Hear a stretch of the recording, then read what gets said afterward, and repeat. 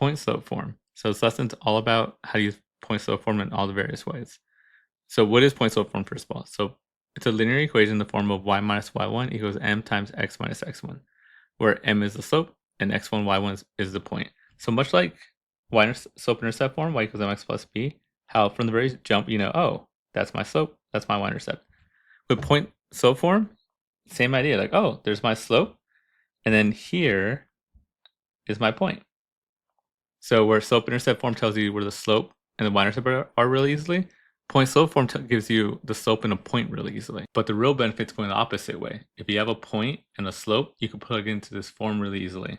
So for me, the real benefit of this thing, I always call this like the equation maker. It's easy to make equations, right? If you need to make an equation, put it in point slope form is the easiest way to do it by far. Slope-intercept form, easiest way to graph. If you want to make an equation though, point slope form is the easiest way to do that. Here's slope, right? We know slope is rise over run, or you can use our equation here, y2 minus y1 over x minus x1. Speaking of that equation, if you're wondering, wait, where do we get this new equation from? Why do we get this? It comes from the slope equation. If you look at this equation here and you multiply both sides, like you try to solve for the top here, get rid of this denominator, multiply both sides by x2 minus x1. These would cancel out, and look what you have. You have m times x2 minus x1 over y2 minus y1. And then if you just change the x2 to x and the y2 to y, you have your point slope form, right? Y minus y1 equals m times x minus x1. That's where it comes from. You just get the slope equation and multiply. And wait, so let's use it. Let's use our point slope form. Point slope form, when I was in high school, I hated it. I was an idiot because it's the best form. It's my favorite form now. So I hope you find the same joy that I find in it now. So this is the beauty of it. Oh, it's already written right here. Anyway, write the equation of a line that has a slope of 3 and it passes through the point of 5, negative 2. Doing that in slope-intercept form is like not a lot of work, but it's work. Doing that in point slope form, done, easy. There's my slope, that goes here. Here's my x1, my y1, that goes here and here. Simplify a little bit, y plus 2, write the two negatives, make a positive. 3x minus 5, and you are done. They said write an equation, you did it, done. Now, sometimes they might say put in slope-intercept form, and we'll do one of those, but for now, if all it says write equation, you are done. That's how easy it is. Look over here, right? It's a fraction. Oh, we'd hate that in slope-intercept form. But if it says write an equation, put in point slope form. My slope is 1/2. My point, x1, y1, is negative 6 and 1. Rewrite it, y minus 1 equals 1/2. X plus 6, again, double negative. And there you go. Look how easy that is, right? I love point slope form. It makes writing equations so easy. Then you're like, okay, what if they give me 2 points instead of just 1? Well, it's almost just as easy, right? Step 1, find the slope. Remember the way you find slope? Easiest way is to use the slope equation, y2 minus y1 over x2 minus x1. And then once you find the slope, you just put in point slope form because you have a point already, and now you found the slope, right? All you're missing is a slope. You have 2 points. You have an abundance of points. You just need the slope, right? So find the slope, pick any point, it does not matter which one, and plug in for your point, and you're done. Unless it says something like converts to slope-intercept form, and then you go a little bit further, but we'll get there. So let's do it for this one, right? I want to write an equation for this one, so I got to find my slope first. Again, it does not matter. Pick one of them as x1 and y1, and pick the other one as x2 and y2. Let's find our slope. So y2, which is negative 2, minus y1, which is 2, over x2, 5, minus x1, 3. At the top here, remember they're both negative, so you just add them. I get negative 4. 5 minus 3 is 2, which simplifies to negative 2, like that. Right, so I have my slope. I'm going to pick a point to plug into here. Well, they're asking for x1, y1. I could use x2, y2, but honestly, just use either one. That's fine. So I'm going to use these. And I'm going to get y minus, this is going to be 2, and that's going to be 3, and this is negative 2. So y minus 2 equals negative 2x minus 3. Now, if it says convert to slope-intercept form, let's remind ourselves, slope-intercept form looks like y equals mx plus b. So we want to get y by itself. So what we're going to do is distribute this and then add the -2 over.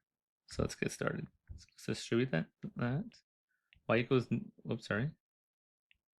Y minus 2 equals -2x plus 6, right? -2 times -3 is a positive 6. Now I want to get y by itself, so we're going to add 2 over. So y equals -2x plus 8. Now you might be wondering, what if I use, instead of using 3, 2, I use 5 and -2? You would have the exact same answer, right? So let's do this here, right? So instead of using these, let's use, it's still -2 as my slope, but what if I use 5 and -2 for my point? I'm gonna do it over here, we're not gonna do that one. So we would have this as our point, as our equation originally, right, like that. This looks very different, right? But if you put it in slope-intercept form, you can get the exact same answer, right? So let's distribute -2x plus 10, y plus 2. Right, I'm trying to get y by itself, so let's subtract 2 from both sides. And we get y equals -2x. 10 minus 2 is 8.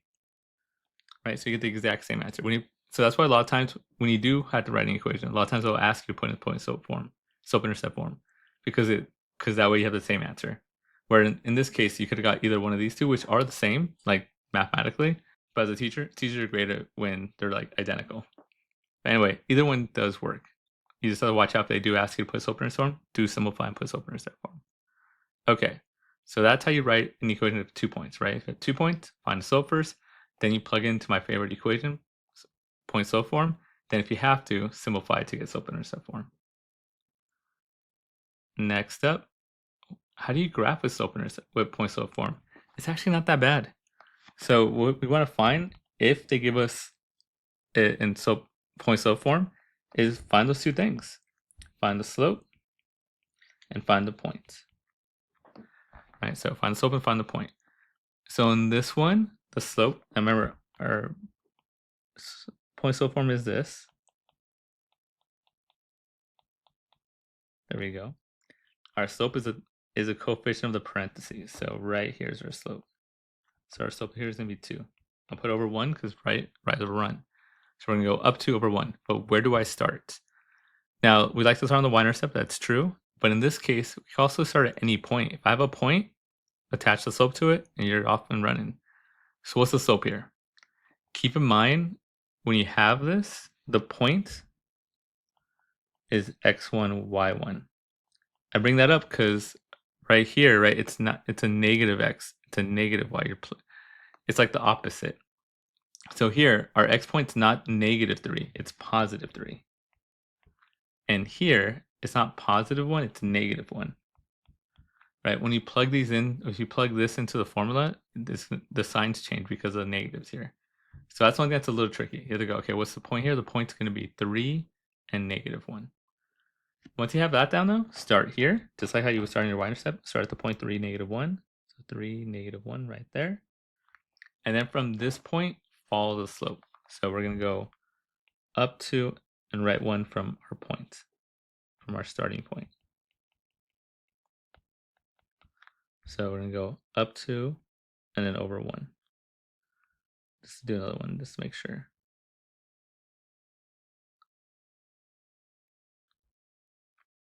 And if you keep on following, if you have a nice graph, you actually could find the y-intercept.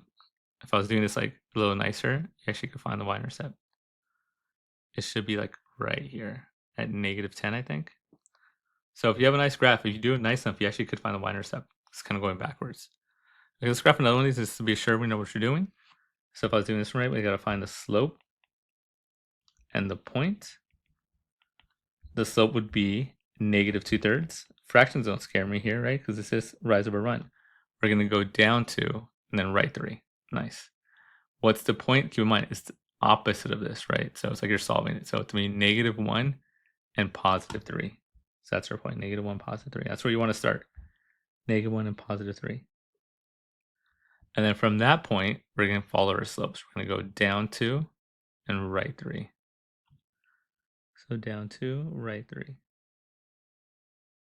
Just like that. You can connect them. I was waiting for it to straighten out, and it gets something like that. So that's how you graph in point slope form. So not that bad. If you have the slope already, you just got to find your point and then connect them. Okay, let's finish off with a linear application problem. An event facility has a banquet hall that can hold up to 250 people. The price for a party includes the cost of the room rental plus the cost of a meal for each guest. Marissa is planning an event for 75 people. She has budgeted $1,200 for the party. Will it be enough? So this is the information they gave us, right? So we have a table here. If you have, and this is, you always want to know what the x and y axis are. So x is the number of guests. So we have like 50 guests, it costs $725. 100 guests, it costs $135, and so on. So the first question is, which form of linear equation is more useful for this example? Like, should we do point slope form or slope intercept form? Now, there's no y-intercept. So slope intercept form is, while helpful, is not the most helpful. We can do point slope form. So point slope, because there is no y-intercept. There is no y-intercept known. We don't know what the y-intercept is. It's probably the easiest way to say that. Okay, so they want us to find the slope. And what does it represent? Now remember, to find the slope, anytime you want to find the slope, you need 2 points. Right? Anytime we want to find slope, no matter what it is, you need 2 points. Unless you have an equation. So in slope-intercept form. But anyway, in general, you need 2 points. So wherever points at, they're right here. Right? All these pictures are points. We have 50 with 725. We have 100 guests with 1325. These are all points we can use. Let's do the first two. We'll do 50 with 725, and then we'll do 100 with 1325. And the way you find the slope is we're going to use our slope equation. Y equals m, I did it wrong, m equals y2 minus y1 over x2 minus x1. And again, it does not matter which one's which. We'll say this is x2 and y2, and this will be x1 and y1. So this will be 1325 minus 725 over 100 minus 50. And we get 600 over 50, which is also known as 12. Now, so that my slope is 12. Now, again, what does the slope represent? If you remember from last time, the trick to doing this is, just like how you do slope in general, make it a fraction, rise or run, right? And the top is y over x, right? Slope is a change of y over the change of x, rise over run. So what is our y? What's the units? Y is cost. And then what's our units for x? It's a number of guests. And my trick is always, the divide line is per. So we're doing $12 per guest. So that's the cost of the meals, right? Each meal is going to cost $12 per guest. That's what's going on. So that's how you interpret slope. It's always y per x, y over x, right? So what's our y? $12 here, and then for each one guest. So each meal costs $12. Next, use point slope form to find the cost of the event for 75 guests. So how are we going to do that? Well, point slope form is this: y minus y1 equals m x minus x1. Our m, we just figured out, it's 12. How about our x1, y1? Now remember, we have all these points. Use them. So we'll use 50 and 75. Again, I'm just using that because that's the first one I see. It does not matter which point you use. So simplify this equation a bit. Y minus 725 equals 12 x minus 50. And what do they want us to find? What's the cost for 75 guests? So what is guest, x or y? So remember up here, our cost is y, our number of guests is x. So we're going to plug in 75 for x. So guest is x, so let's plug it in. And we just have to simplify. So y minus 725 equals 12 75 minus 50. We'll simplify this up a bit. So y minus 725 equals 12 times 25. That's going to be 300. So minus 75, 25. Right, add that to both sides. We're solving for y. And we have y equals $1,025. So that's the cost for 12 guests, for 75 guests, I should say. How much does she budget? $1,200. So she's going to make it. So she has budgeted the right amount.